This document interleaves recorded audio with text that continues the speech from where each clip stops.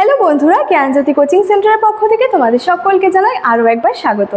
আজকের ক্লাসে তোমাদের সঙ্গে যে বিষয়টি নিয়ে আলোচনা করব সেটা হলো সুলতান রাজিয়া সম্পর্কে, অর্থাৎ সুলতান রাজিয়া কে ছিলেন এবং তার সম্পর্কে অর্থাৎ তাকে নিয়েই আজকের ক্লাসের মাধ্যমে বিস্তারিতভাবে কিন্তু আলোচনা করব। ঠিক আছে, আচ্ছা, আলোচনার বিষয় শুরু করার আগে তোমাদেরকে একটা ছোট্ট ইনফরমেশন দিয়ে রাখি।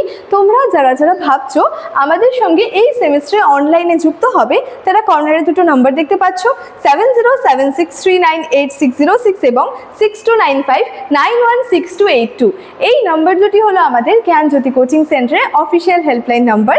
তোমরা যারা যারা ভাবছো আমাদের সঙ্গে অনলাইনে যুক্ত হবে, নাম্বার দুটির মধ্যে কিন্তু যে কোনো একটি নাম্বারে যোগাযোগ করে আমাদের সঙ্গে যুক্ত হয়ে যেতে পারো। ঠিক আছে, এই তো গেল কন্ট্যাক্ট নাম্বার সম্পর্কে। এবার কোর্স ফি সম্পর্কে একটু বলে রাখি। দেখো, তোমাদের কোর্স ফি যেটা আগে ছিল সেটা ছিল হচ্ছে 1199 রুপিস, কিন্তু এই কোর্স ফিটা কিন্তু এখন তোমাদের পে করতে হচ্ছে না। কেন? তার কারণ হলো তোমাদের জন্য কিন্তু একটা অফার রাখা হয়েছে। অফারটা হলো তোমরা কিন্তু শুধুমাত্র 99 রুপিস রেজিস্ট্রেশন ফি এর বিনিময়ে কিন্তু তোমাদের পুরো সেমিস্টারটা ক্লিয়ার করে নিতে পারছো। এবং এই যে অফারটা রাখা হয়েছে, এই অফারটা কিন্তু শুধুমাত্র প্রথম 100 জন স্টুডেন্টসের জন্যই কিন্তু রাখা হয়েছে। অর্থাৎ সেকেন্ড সেমিস্টারের প্রথম 100 জন, ফোর্থ সেমিস্টারের প্রথম 100 জন এবং সিক্স সেমিস্টারের প্রথম 100 জন স্টুডেন্টসের জন্য এই অফারটা কিন্তু রাখা হয়েছে। ঠিক আছে, এই ছিল ইনফরমেশনের বিষয়, অর্থাৎ কোর্স ফি সংক্রান্ত, কন্ট্যাক্ট নাম্বার সংক্রান্ত। এবার সরাসরি আলোচনার বিষয় শুরু করছি। আচ্ছা, মূলত আলোচনার বিষয় প্রথমেই বললাম সুলতান রাজিয়া সম্পর্কে। সুলতান রাজিয়া কে ছিলেন, তার সম্পর্কে কি রয়েছে সেইটা নিয়ে আলোচনা করব। মূলত এই যে তোমাদের সিলেবাসের মধ্যে যে সুলতানি এজটা রয়েছে অর্থাৎ সুলতানি যুগটা রয়েছে, সেই সুলতানি যুগের ইতিহাসটা কিন্তু ভীষণ বড় ইতিহাস রয়েছে। বিভিন্ন টপিকগুলো কিন্তু এই সিলেবাসের মধ্যে কিন্তু রয়েছে সুলতানি যুগ থেকে। ঠিক আছে, ঠিক একইভাবে যেমন রয়েছে কুতুবউদ্দিন আইবক সম্পর্কে। দিল্লির এই যে সুলতানি যে সাম্রাজ্যটা রয়েছে বা সুলতানি যুগের ইতিহাসে কিন্তু বিভিন্ন রাজবংশ রাজত্ব করেছিল। ঠিক আছে, এবং সেখানে কিন্তু বিভিন্ন যে সুলতানদের সম্পর্কেও কিন্তু রয়েছে, বিভিন্ন সুলতানদের সম্পর্কে। তার মধ্যে থেকে আজকের আলোচনার বিষয় হচ্ছে সুলতান রাজিয়াকে নিয়ে। ঠিক আছে, আচ্ছা, বলেছে দেখো, ভারতের মুসলিম শাসনের ইতিহাসে সুলতান ইলতুৎমিশের কন্যা সুলতান রাজিয়া ছিলেন কিন্তু দিল্লির সিংহাসনে আরোহণকারী একমাত্র মহিলা শাসক। তাহলে এই যে সুলতানি যুগের যে ইতিহাসটা রয়েছে, একমাত্র মহিলা শাসকের কথা যদি বলা যায় সেটা ছিলেন কিন্তু রাজিয়া, অর্থাৎ সুলতান রাজিয়া। তাকে কিন্তু সুলতান রাজিয়া কিন্তু বলা হচ্ছে। ঠিক আছে, তাহলে সুলতান রাজিয়া কে ছিলেন?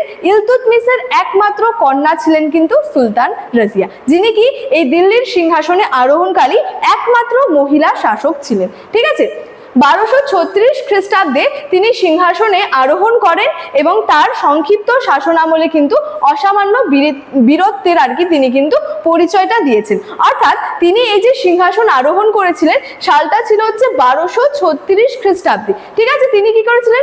সিংহাসনটা আরোহণ করেছিলেন এবং সংক্ষিপ্ত শাসনামলে তার শাসনকালটা যে ছিল, অর্থাৎ তার যে রাজত্বকাল বা শাসনকালের কথা যদি বলি, সেটা কিন্তু খুবই সংক্ষিপ্ত, অর্থাৎ ছোট্ট একটা কিন্তু শাসনকাল ছিল। ঠিক আছে, তার মধ্যেও কিন্তু তিনি কি অসামান্য বীরত্বের কিন্তু পরিচয় দিয়েছেন। ঠিক আছে, তারপরে রয়েছে হচ্ছে সিংহাসন লাভ, অর্থাৎ ইলতুৎমিশ তার অযোগ্য পুত্রদের পরিবর্তে যোগ্য কন্যা রাজিয়াকে উত্তরাধিকারী মনোনীত করেছিলেন। তাহলে ইলতুৎমিশের কিন্তু যে পুত্ররাও কিন্তু ছিল, কিন্তু যেহেতু তার পুত্রদের পুত্ররা বলা চলে যে অযোগ্য ছিলেন। ঠিক আছে, একজন শাসক হিসাবে যে যোগ্যতাটার প্রয়োজন ছিল, ইলতুৎমিশ তার পুত্রদের মধ্যে কিন্তু সেটা লক্ষ্য করেননি। তাই এখানে বলা হচ্ছে ইলতুৎমিশ তার অযোগ্য পুত্রদের পরিবর্তে যোগ্য কন্যা, অর্থাৎ যেখানে শাসককে যে সুলতান করা হয়, সেখানে তিনি কি করেছিলেন? তার কন্যাকে সুলতান করেছিলেন, অর্থাৎ কন্যা রাজিয়াকে উত্তরাধিকারী মনোনীত করেছিলেন।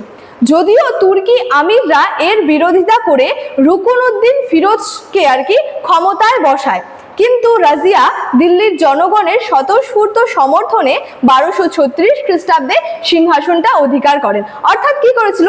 ইলতুৎমিশ যেহেতু তার পুত্ররা যথেষ্ট অযোগ্য ছিল, তাই ইলতুৎমিশ তার অযোগ্য পুত্রদের পরিবর্তে তার একমাত্র যে যোগ্য কন্যা ছিলেন সুলতান রাজিয়াকে কি করেছিলেন? রাজিয়াকে উত্তরাধিকারী মনোনীত করেছিলেন। ঠিক আছে, কিন্তু সেইখানকার যে তুর্কি আমিররা যে ছিল, তারা কিন্তু এর বিরোধিতা করেছিলেন। বিরোধিতা করে কি করেছিলেন? রুকনউদ্দিন ফিরোজকে কিন্তু ক্ষমতায় আর কি আনতে চেয়েছিলেন। কিন্তু রাজিয়া কি করেছিলেন, দিল্লির যে বিভিন্ন জনগণেরা ছিলেন তাদের সমর্থনে 1236 খ্রিস্টাব্দে তিনি কিন্তু সিংহাসনে আর কি অধিকার করেছিলেন। ঠিক আছে, এবার হচ্ছে বিদ্রোহ দমন। নেক্সট পয়েন্ট রয়েছে বিদ্রোহ দমন।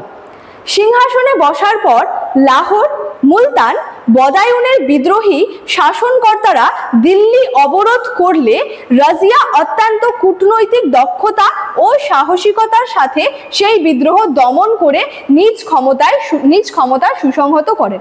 অর্থাৎ বিদ্রোহ দমন কেন বলা হচ্ছে, এই সময় কি হয়েছিল যে সিংহাসনে যখন রাজিয়া সিংহাসনে বসলেন বা সিংহাসন আরোহণ করলেন, তারপর কি হলো, লাহোর, মুলতান, বদায়ুনের যে শাসনকর্তারা, বিদ্রোহী শাসনকর্তারা দিল্লিকে অবরোধ করতে চেয়েছিলেন এবং এই বিষয়ে কি হয়েছিল, রাজিয়া অত্যন্ত তার যে কূটনৈতিক দক্ষতার পরিচয় দিয়েছিলেন। ঠিক আছে, সাহসিকতার সাথে কি করেছিলেন রাজিয়া, সেই বিদ্রোহগুলি দমন করেছিলেন এবং নিজ ক্ষমতা কিন্তু যে সুসংহত করেছিলেন। তারপরে হচ্ছে প্রশাসনিক যে দক্ষতা এবং সাহসিকতা।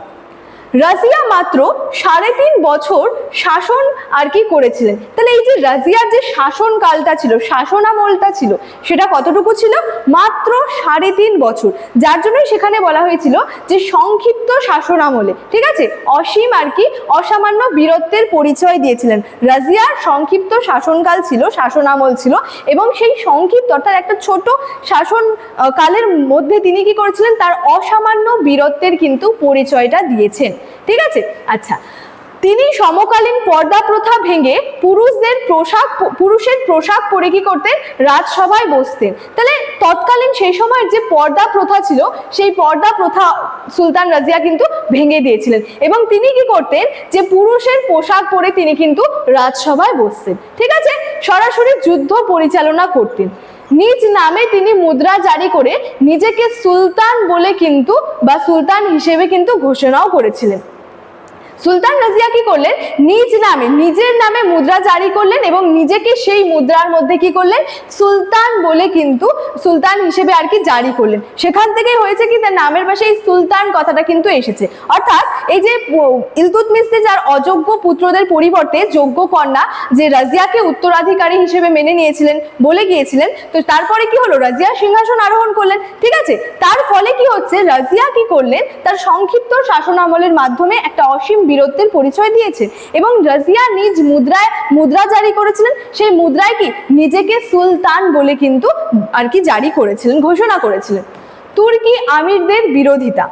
দেখো, রাজিয়ার প্রধান সমস্যা কি ছিল, তুর্কি অভিজাত ও উলেমা সম্প্রদায়।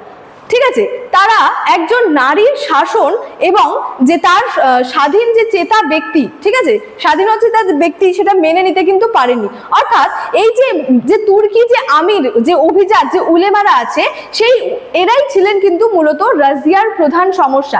এরকম কেন বলা হচ্ছে, কারণ এই যে তুর্কি আমির, তুর্কি অভিজাত, এই যে উলেমারা আছে, তারা কিন্তু একটা নারীর শাসন, এই নারী যে শাসন করবে, নারী যে সুলতান হবে, এই বিষয়টাকে কিন্তু কোনোভাবে মেনে নিতে পারেনি। ঠিক আছে, আচ্ছা, ঐতিহাসিক নিজামীর মতে রাজিয়ার মেধা ও প্রশাসনিক শ্রেষ্ঠত্বই তুর্কি আমিরদের ঈর্ষার কারণ হয়ে কিন্তু দাঁড়িয়েছিলেন। অর্থাৎ রাজিয়া যে একজন সুলতান ছিলেন, একজন যে মহিলা শাসক ছিলেন, তিনি কিন্তু তার যথেষ্ট কৃতিত্বের এক্ষেত্রে পরিচয় দিয়েছেন। ঠিক আছে, তিনি কি যথেষ্ট আর কি রাজিয়ার যে মেধা, যে মানে প্রশাসনিক যে শ্রেষ্ঠত্ব একটা ছিল, এই সবের প্রতি কি ছিল, তুর্কি যে আমিরা তারা কিন্তু যথেষ্ট এটা তাদের যথেষ্ট ঈর্ষার কিন্তু কারণ হয়ে দাঁড়ায় একসময়। কারণ তুর্কি আমির যে ছিলেন, উলেমারা যে ছিলেন, তারা কিন্তু কোনোভাবে একজন যে মহিলা তাদের উপর শাসন করবে, একজন মহিলার যে শাসন, একজন মহিলা যে শাসক হবে, এই বিষয়টাকে কিন্তু কোনোভাবেই মেনে নিতে পারেনি। ঠিক আছে, যার জন্য রাজিয়ার একমাত্র প্রধান সমস্যা হয়ে দাঁড়িয়েছিল কিন্তু এই তুর্কি অভিজাত এবং উলেমার যে সম্প্রদায় রয়েছে। ঠিক আছে, এরপর শেষে আমরা দেখব পতন ও মৃত্যু। ঠিক আছে, কি বলেছে দেখো, বিরোধীদের ক্রমাগত ষড়যন্ত্রের ফলে 1240 খ্রিস্টাব্দে স্বামী আলতুনিয়া সহ বিদ্রোহীদের হাতে কি হয়েছিল, রাজিয়া পরাজিত এবং নিহতও কিন্তু হয়েছিলেন। অর্থাৎ রাজিয়ার শাসনের কিন্তু পতন ঘটেছিল। কবে ঘটেছিল, 1240 খ্রিস্টাব্দে। তাহলে তিনি সিংহাসন আরোহণ করেছিলেন কবে, 1236 খ্রিস্টাব্দে। তার পতন ঘটে কবে, 1240 খ্রিস্টাব্দে। তাহলে মোট মিলায় বলা হয় তিনি যে শাসন করেছিলেন মোট কিন্তু 3.5 বছর তিনি শাসন করেছিলেন এবং এই অল্প সংক্ষিপ্ত সময়ের মধ্যে তিনি কি করেছিলেন, তিনি কিন্তু যথেষ্ট কৃতিত্বের কিন্তু একটা পরিচয় দিয়ে গেছিলেন। ঠিক আছে, আচ্ছা উপসংহারে কি বলা যায় দেখো, যে সুলতান রাজিয়ার পতন ও তার ব্যক্তিগত কোনো অযোগ্যতার কারণে কিন্তু হয়নি। অর্থাৎ রাজিয়া কিন্তু যে একজন অযোগ্য শাসক ছিলেন এই বিষয়টা কিন্তু কোনোভাবেই বলা যায় না। তিনি কিন্তু একজন যথেষ্ট যোগ্য শাসক ছিলেন, যার জন্যই কিন্তু তার যেহেতু রাজিয়া যোগ্য ছিলেন, যেটার উপর ভিত্তি করে কি হয়েছিল, ইলতুৎমিশ কিন্তু তার একমাত্র কন্যা যে ছিলেন রাজিয়া, তাকে কিন্তু যে দিল্লির সুলতান উত্তরাধিকারী হিসেবে কিন্তু মনোনীত করে গিয়েছিলেন। ঠিক আছে, আচ্ছা বরং তৎকালীন পুরুষতান্ত্রিক সমাজের হিংসা এবং তুর্কি আমিরদের স্বার্থপর ষড়যন্ত্রের শিকার হয়েছিলেন তিনি। দিল্লির ইতিহাসে তিনি একজন সফল ও দক্ষ শাসক হিসেবেই কিন্তু স্বীকৃত। এই যে দিল্লির যে সুলতানি যুগের যে ইতিহাসটা রয়েছে, ঠিক আছে, সেই ইতিহাসে কি হচ্ছে, এই যে রাজিয়া, এই রাজিয়া কিন্তু একজন সফল ও দক্ষ শাসক হিসেবেই কিন্তু স্বীকৃত হয়ে আছে। ঠিক আছে, সুলতান রাজিয়ার এই যে পতন ঘটলো, এই পতন ঘটাটা কিন্তু তার কোনো ব্যক্তিগত অযোগ্যতার কারণে হয়নি। কেন হয়েছিল, কারণ যে তৎকালীন সেই সময়ের যে পুরুষতান্ত্রিক সমাজ, সেই পুরুষতান্ত্রিক সমাজের হিংসা, তুর্কি আমিরদের স্বার্থপর ষড়যন্ত্রের শিকার হয়েছিলেন কিন্তু সুলতান রাজিয়া। ঠিক আছে, তাহলে দিল্লির সুলতানি যে শাসন আমলের ইতিহাসে একমাত্র মহিলা শাসক কে ছিলেন, মহিলা শাসক ছিলেন কিন্তু যে রাজিয়া। ঠিক আছে, তার যে সংক্ষিপ্ত সময়কালটা ছিল, ঠিক আছে, সেই সংক্ষিপ্ত শাসন আমলের যে কারণে কিন্তু তিনি একটা অসামান্য বীরত্বের কিন্তু পরিচয় দিয়ে গেছেন এবং তার কৃতিত্বটাও কিন্তু যথেষ্ট গুরুত্বপূর্ণ ছিল। ঠিক আছে, তাহলে সুলতান রাজিয়াকে নিয়ে কিন্তু আজকের ক্লাসের আমার আলোচনা এতটাই ছিল। ইনফরমেশন তোমাদেরকে ক্লাসের শুরুতেই আলোচনা করে রেখেছিলাম। চলো আজকের ক্লাস এতটাই, দেখা হচ্ছে পরবর্তী ক্লাসে। Thank you so much, thanks for watching.